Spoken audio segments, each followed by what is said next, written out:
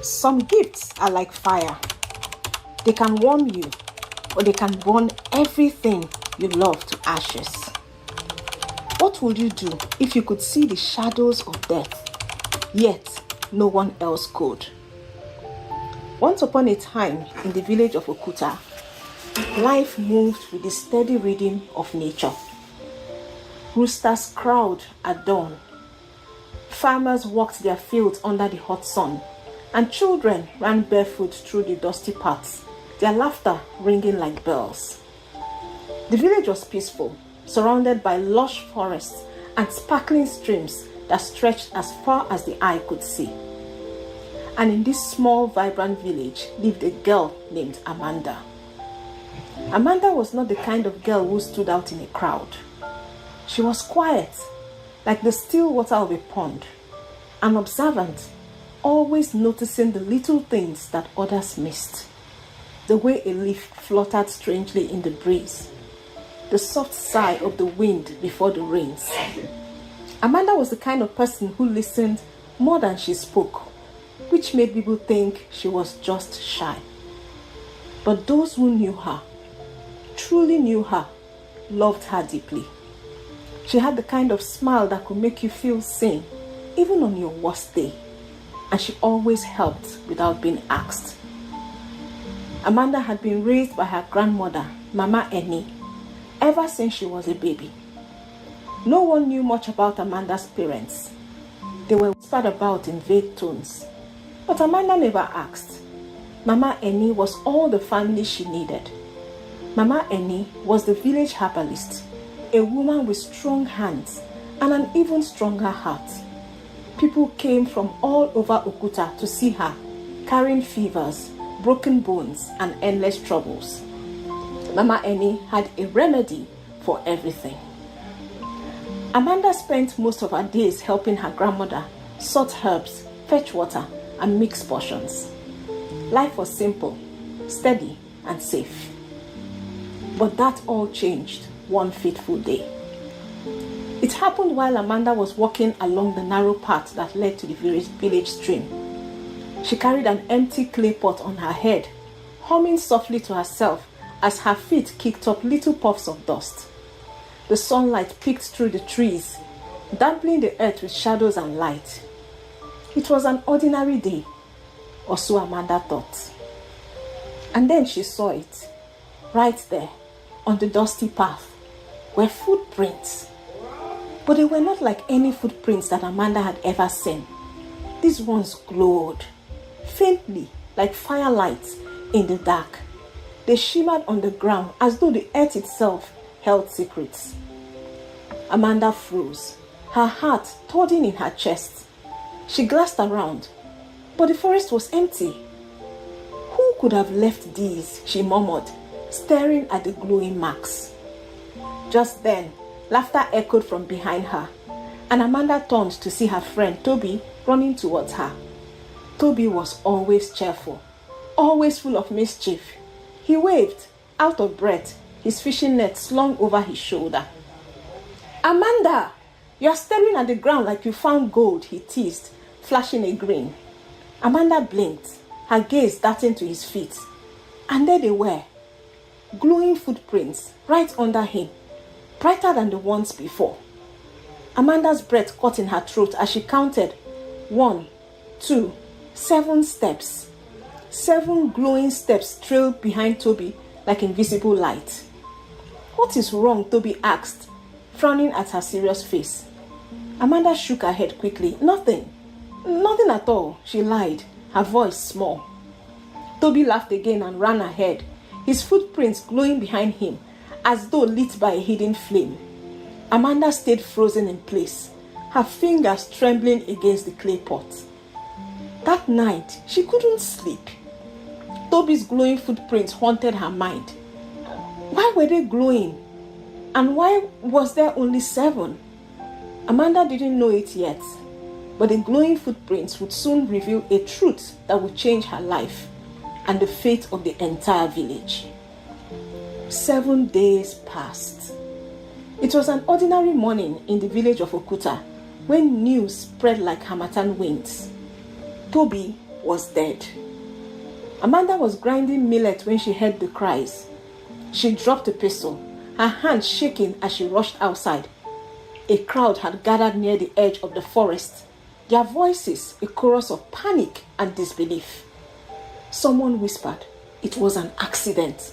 Another person added, "A tree branch snapped and crushed him instantly."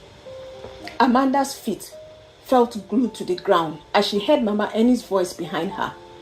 "Child, what is it?" Mama Annie asked, frowning at her pale face. But Amanda couldn't speak. She stared towards the forest path where she had seen the glowing footprints 7 days earlier. 7 glowing steps. 7 days. The world felt like it had tilted on its axis. What did I see? Why Toby? Why me? Her mind raced as grief and fear wrapped around her like a snake. That night, Amanda sat outside her grandmother's hut, her knees tucked into her chest. The stars glittered above, but there was no peace in their glow. She couldn't escape the truth. She could see it. Not just footprints, but the number of days someone had to live. Amanda felt cursed. Why would I be shown this? What am I supposed to do? Amanda tried to forget about the glowing footprints. And for the next 2 months, all was quiet as the village mourned the death of Toby. And then it happened again. This time, it was her friend Chika. Amanda and Chika were sitting by the stream, washing cassava roots. Chika was her oldest friend, a lively girl with a loud laugh that could scare birds from the trees. Chika and Amanda had a fun day by the stream. They talked, they gossiped, they laughed. When they were done washing the cassavas, they fetched some water from the stream and headed home, laughing as they went. All of a sudden, Amanda stopped laughing. As Chika walked along the narrow path in front of Amanda, Amanda saw them, glowing footprints under Chika's feet, flickering faintly. Amaka's eyes widened as she counted. 1, 2, only 2 days. Amaka's stomach twisted. The glow was faint, but it was there.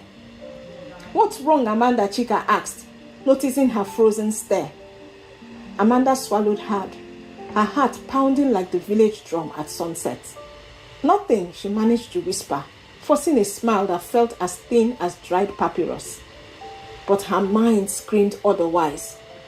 2 days. Only 2 days. The glowing footprints under Chika's feet burned in Amanda's vision, even as they walked side by side. She just could not unsee them. The rest of their journey home was a blur. Chika laughed and chattered about her younger brother, about the new boy at the market who sold oranges, things Amanda usually listened to with a smile. But today, every laugh Chika gave felt like a cruel trick. At the fork in the park, Chika waved goodbye. "See you tomorrow." Amanda hesitated. "Chika, wait." Chika paused, her head tilting in confusion. "What is it? You look like you've seen a ghost." Amanda opened her mouth, closed it, and then said softly, I don't think you should go to the farm tomorrow. Just stay home." Chika frowned, laughing uneasily. "Why? You sound like my mother now." "Please," Amanda begged, grabbing her friend's hand. Her voice trembled as she whispered, "Promise me, stay home tomorrow." Chika's smile faded. Amanda had never spoken like this before. "All right, fine. I'll tell my father I'll help with cassava instead." Amanda let out a shaky breath. "Thank you." That night, Amanda couldn't sleep. Every time she closed her eyes, she saw Chika's glowing footprints, those faint flickering lights that were fading with every passing moment. 2 days. She sat outside under the moonlight, knees hugged to her chest, whispering prayers she wasn't even sure she knew how to say. What if Chika didn't listen? What if fate couldn't be stopped? Was I wrong to say something, or would I regret it forever if I stayed silent? The next day, Amanda avoided the usual paths near the forest. She knew Chika had stayed home, but dread clung to her like a heavy cloak. What if something happens anyway? Hours crawled by. What if staying home wasn't enough? Could death be avoided just by changing where you went? The sun crawled through the sky, but Amanda's anxiety never faded. In the evening, she heard it. A scream from the village center. Amanda's blood turned to ice. She sprinted towards the sound, her feet pounding the earth. By the time she arrived, a crowd had gathered near the market square, their faces pale with shock. "It's Chika," someone whispered. Amanda's heart dropped. She pushed through the crowd until she saw her friend. Chika lay motionless on the ground. Her basket of cassava roots spilled beside her. The cart from the trader's wagon had broken loose, its heavy wooden wheels now splattered with dirt and blood. "She wasn't supposed to be here," someone said. "Why did she come to the market today?" Amanda's knees buckled and she sank to the ground. "I tried to warn her. I tried," she cried to herself, but the glowing footprints had never lied. That night, Amanda sat outside her grandmother's hut, staring up at the indifferent stars. The weight of her gift pressed on her chest like a stone. "I told her to stay home. I thought it would help. But fate cannot be fooled." Her grandmother, Mama Eni, shuffled out of the hut and sat beside her. "Amanda, child, what is troubling you?" Amanda hesitated before whispering. "Nana, what if you could see something terrible before it happened? Would you try to stop it?" Mama Eni studied her granddaughter with wise, weathered eyes. "That is a heavy burden, Amanda. But you must ask yourself, is it your place to stop it or to accept it?" Amanda looked away, tears burning her eyes. She didn't know the answer. All she knew was that the glowing footprints had returned, and this time they had taken her friend. Amanda couldn't sleep after Chika's death. Each time she closed her eyes, she saw her friend's glowing footprints, faint and flickering like a warning she hadn't understood soon enough. She tried to stop herself from looking at people's footprints, but she couldn't. And before she knew, it happened again. This time, it was an older woman named Mama Udo. Amanda had been walking back from the stream when she saw Mama Udo on the path ahead, carrying firewood on her back. Beneath her, slow shuffling steps, Amanda saw them, footprints, glowing faintly, counting down.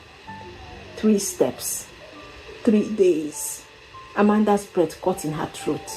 She thought of Chika. She thought of Toby. This time, she couldn't stay silent. That evening, Amanda visited Mama Udo's hut. She sat cross-legged on the mat, her hands shaking as she spoke. "Mama, please, don't go to the forest tomorrow or the day after." Mama Udo frowned, setting aside her bowl of ground maize. "Why, child? What's wrong?" Amanda looked down at her hands. "I don't know how to explain it, Mama. Just promise me that you will stay home for a few days." Mama Udo sighed, her eyes narrowing. But there was affection in her voice. "You sound like your grandmother, Amanda, always sensing things the rest of us cannot see." She shook her head but smiled faintly. "Fine, I'll stay home, if it will ease your mind." 3 days passed. On the 3rd morning, the village erupted with news. A wild tree had fallen in the forest. It had crushed a gathering of firewood near the very path Mama Udo usually took. "Mama Udo is blessed," people said. If she had been there. Amanda overheard the whispers and felt both relief and dread twist in her chest. I saved her. But what does this mean? Mama Udo was shocked when she heard what had happened. If not for Amanda, she would have been on that same path by the same time that the tree fell. My God, she could not believe it. Amanda had saved her life. But how did she know? Or did she know? Mama Udo was so grateful that she told a few people that it was Amanda that had told her to stay home. And before you knew it, word began to spread. First, it was quietly. Then, it was like wildfire. She told Mama Udo to stay home, and she survived. That girl knows things. She can see what we cannot. Soon, people began approaching Amanda wherever she went. Women stopped her on the way to the stream. Men blocked her path in the market. Even children tugged at her clothes. Amanda, what should I do tomorrow? Please, Amanda, tell me, is there something that will happen to me? Amanda, should I not go to the farm tomorrow? Amanda didn't know how to answer. She tried to look away, to pretend she saw nothing, but her eyes betrayed her. If she looked too long, the glowing footprints would reveal themselves. Some faint, some bright, each one marking a countdown she could not unsee. At first, Amanda told a few people what she saw. She warned them to be careful, to stay home, so as to avoid dangerous paths. Some listened, others scoffed, only to meet a fate Amanda had warned them and helped them to escape. One day, a young man named Obi confronted her near the well. "You told my brother to stay home last week," Obi said, his voice trembling with anger. "And he stayed, but he still died. He fell sick and he didn't recover." Amanda's mouth went dry. I didn't mean... "What is the point of your warnings if you can't stop death?" Obi shouted. His words cut deeper than any knife. "You're not helping anyone, Amanda. You're just scaring people." Tears filled Amanda's eyes as she watched him walk away. As the days passed, Amanda began to feel the weight of her gifts crushing her. Some villagers were grateful, calling her a savior. Others avoided her, whispering behind her back. "She brings bad luck," they said. "She sees death. She's not normal." Mama Eni watched her granddaughter carefully. "Amanda," she said one evening, "you cannot carry everyone's burden. It is not your place." "But what am I supposed to do, Nana?" Amanda cried. "If I can save someone, shouldn't I try?" Mama Eni sighed, her face full of both pride and worry. "Sometimes, child, knowing the truth is the heaviest cost of all." That night, Amanda sat alone outside the hut, staring at her bare feet in the moonlight. For the first time, she realized how exhausted she felt. Her gift had turned into a burden she could not escape. What am I supposed to do with this? Warn them? Stay silent? Either way, the footprints always win. She buried her face in her hands as the wind whispered through the trees, carrying the same unspoken truth. Fate could not be avoided forever. Whispers started in the village, and many people became fearful of Amanda. Every little misfortune was blamed on Amanda. Anyone who lost a relative blamed Amanda. She became the talk of the town, and people started asking the Council of Chiefs to do something about the cursed Amanda. "She's meddling with fate," Old Man Uke muttered to anyone who would listen. "No one should see what she sees. It is not natural." "The dead have cursed her," another man whispered. "We will all suffer for it." Based on all this, the village chiefs called a meeting. On the morning of the village council meeting, Amanda was summoned. Mama Eni tried to come with her, but the elders said Amanda must come alone. She walked into the square where the elders sat in a semicircle, their faces lined with age and authority. At the center sat Baba Ade, the chief elder, his staff of office planted firmly beside him. The crowd gathered behind her, their murmurs barely contained. "Amanda," Baba Ade began, his voice steady but stern. "We have heard stories about you, stories of footprints, of death being foretold. Is this true?" Amanda nodded slowly, her voice barely above a whisper. "Yes, Baba." The elders exchanged glances. "How do you know these things?" another elder asked. I don't know," Amanda said, her hands trembling. "I see the footprints. They glow under people's feet, and I can tell how many days they have left. I don't cause it. I just see it." Baba Ade's gaze pierced through her. "And when you warn them, what happens then?" Amanda hesitated. "Sometimes they listen and they are saved. Other times She trailed off, unable to finish. An elder named Mama Ona slammed her walking stick against the ground. This girl meddles with the ways of the gods. If someone's time has come, it is not for us to change it. But she saved Mama Udo, a voice cried from the crowd. She couldn't save Chika, another person countered. A heated argument erupted among the villagers. Some defended Amanda, while others blamed her for their fear. Baba Ade raised his hand, silencing the crowd. Enough, he commanded. He turned back to Amanda. Child, you have brought great unrest to this village. We will decide how to handle this matter. For now, go home and stay there. Do not speak of these footprints again. Amanda nodded, tears threatening to spill as she hurried away from the square. Behind her, the village buzzed with tension. Days after the council meeting, strange things began to happen in Okuta. The rains, which were always steady this time of the year, suddenly stopped. Day after day, the sun beat down on the fields without mercy. The maize withered, the yams shriveled, even the cassava roots turned black beneath the earth. Why is this happening? The farmers cried, staring helplessly at their dying crops. Have the gods abandoned us? The animals began to fall sick too. Goats lay limp in their pens, their ribs sharp against their skin. Chickens stopped laying eggs.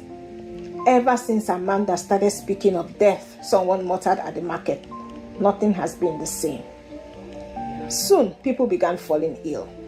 It started with a fever, a heat so intense that even the cool evening breeze brought no relief. Children cried in their mothers' arms. Men shivered as they lay weak on their mats. The village healer tried herbs and prayers, but nothing worked. This sickness is not natural, she warned, her face grim. Something has upset the balance. Fear gripped the village. Neighbors began to turn on each other, their voices sharp with suspicion. You brought this on us, one man shouted at his neighbor. No, it's her, another one pointed towards Amanda's hut. Ever since she started saying things, this village has suffered. Amanda could hear their voices from inside her grandmother's hut. She covered her ears, trying to block out the noise. It is my fault. All of this is my fault, she thought to herself. One night, someone threw a stone at the roof. Another morning, she saw a mark smeared across the door, a symbol of bad luck. The elders, desperate for answers, turned to the village priest. He ventured into the sacred forest to consult the oracle. When he returned, his face was pale. The oracle has spoken, he announced to the council. Amanda's gift is disrupting the natural order of destinies. The gods are angry. What must we do? Baba Ade asked. The girl must stop, the priest said. She must speak of the footprints no more. If she does, the balance will break further, and death will come for us all. The villagers listened, their faces a mix of fear and hope. Amanda sat in silence as Mama Eni relayed the priest's message. You must stop, child, her grandmother said softly. No more warnings. Amanda stared at the ground. But what if I see someone's footprints again? How can I just stay silent?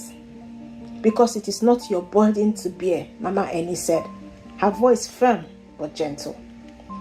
That night, Amanda had a dream. She stood in a vast field, the grass glowing silver beneath her feet. Ahead, a woman dressed in white appeared. Her face was hidden, but her voice echoed all around.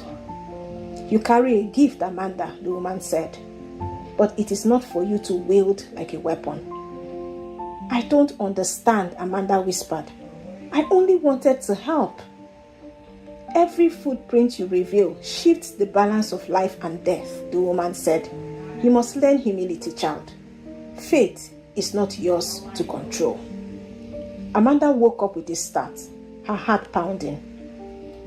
The next day, Amanda saw them. Glowing footprints under Mama Eni's feet. Her grandmother moved slowly, humming as she stirred a pot of soup. Amanda's throat tightened. 3 steps. 3 days. Her instinct screamed at her to speak, to warn, to save. But the woman's words echoed in her mind. Fate is not yours to control. Amanda gripped her knees, tears welling in her eyes. She watched her grandmother, the glowing footprints flickering faintly beneath her. But she stayed silent. Amanda spent the next 3 days in torment. Each time she looked at Mama Annie, the glowing footprints haunted her. She tried to focus on her daily task, fetching water, sweeping the compound, but her mind was elsewhere. Her grandmother noticed. "You've been quiet, child," she said one evening, setting down her pot of palm wine. "Is something troubling you?" Amanda shook her head quickly, avoiding her gaze. The third day came like a thief in the night. As the sun set, Mama Annie sat on her mat, humming an old tune. "Amanda, fetch me some water," she said, her voice as calm as ever. Amanda stood, but before she could step away, Mama Annie slumped forward. The calabash she had been holding tumbled to the floor. "Grandma!" Amanda cried, rushing to her side. But it was too late. Mama Annie's face was peaceful, her eyes closed as if she had simply fallen asleep. Amanda sobbed, clutching her grandmother's hand. The glowing footprints were gone now, leaving only an empty void in their place. The news spread quickly. Mama Annie was loved by everyone. Her death brought the villagers together in a way that Amanda hadn't seen in weeks. She lived a full life, one elder said during the burial. May her soul rest in peace. But Amanda couldn't shake the guilt. She felt the weight of her silence crushing her. Could I have saved her? Should I have saved her? That night she sat by the fire, staring into the flames. She thought of the woman in white and her words. Fate is not yours to control. The event of Mama Annie's passing seemed to calm the unrest in the village. The rains returned, the crops slowly revived, and the sickness began to fade. But Amanda was not at peace. One morning, Amanda went to the elders' council uninvited. She knelt before them, her head bowed. "Baba Ade, I need to speak," she began. The elders exchanged glances, wary but cautious. "Speak, child," Baba Ade said. "I have stopped speaking of the footprints," Amanda said. "I have stayed silent as the oracle commanded. But my heart is heavy. I feel lost.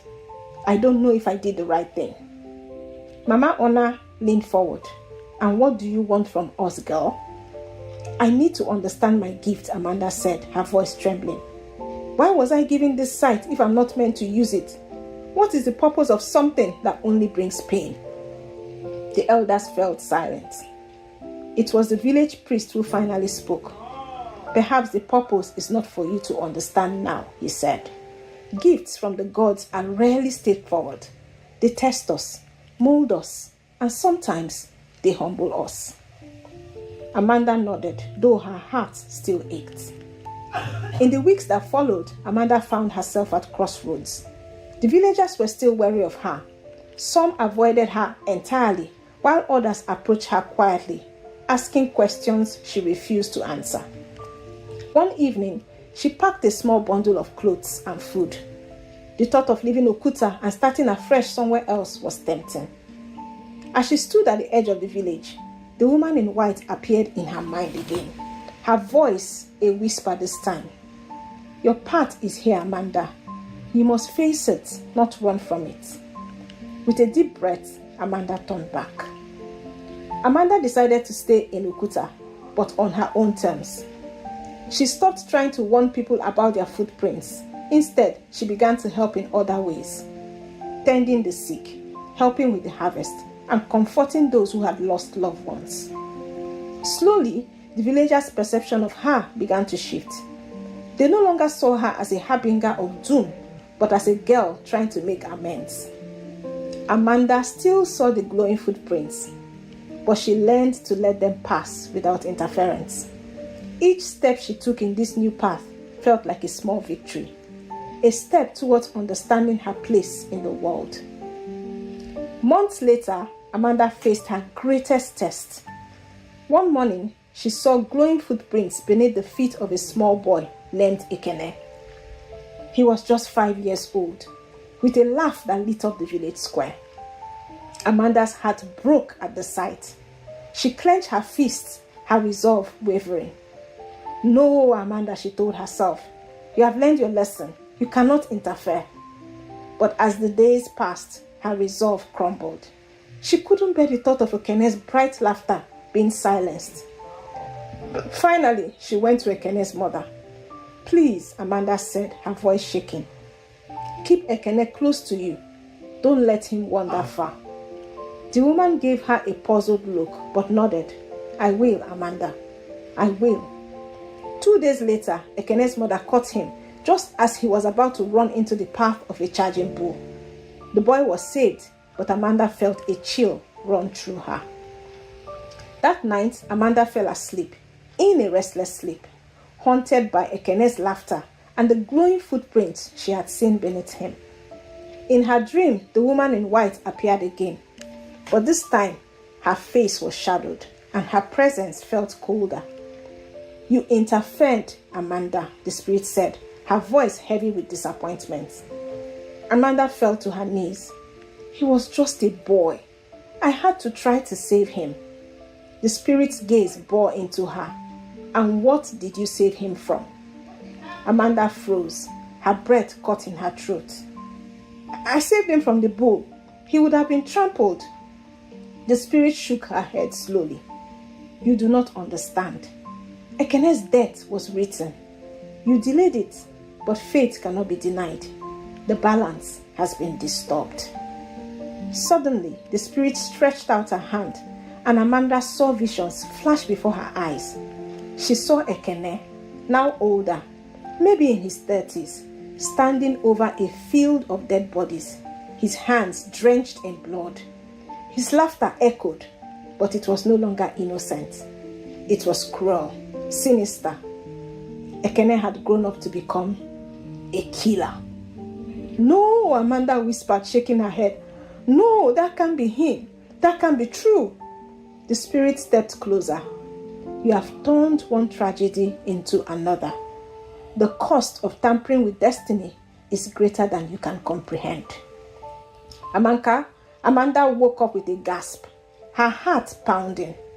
She stumbled outside, the cool night air doing little to calm her racing thoughts. She couldn't forget the vision, Ekene's face, twisted into something monstrous. What had she done? Oh my God, what had she done?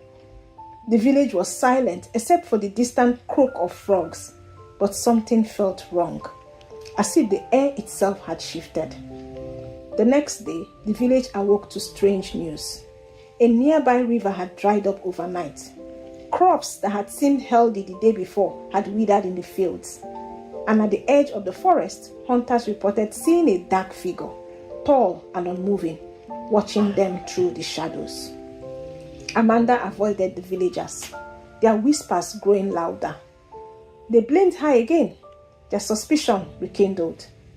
Late that evening, as the village prepared for nightfall, Amanda noticed something she hadn't seen before. Faint, glowing footprints leading away from her hut. But these weren't like the others. These ones were larger, heavier, and they burned a very bright red color. Her chest tightened as she followed them, her bare feet silent against the dirt path. The footprints led her deep into the forest, where the trees seemed to close in around her. And then they stopped, just outside a clearing in the forest. In the center of the clearing stood Ekene, his back turned to her. He was humming a familiar tune, the same one her grandmother used to hum. But something was wrong. His body seemed too still, his posture too rigid. Ekene, Amanda cried out, her voice trembling.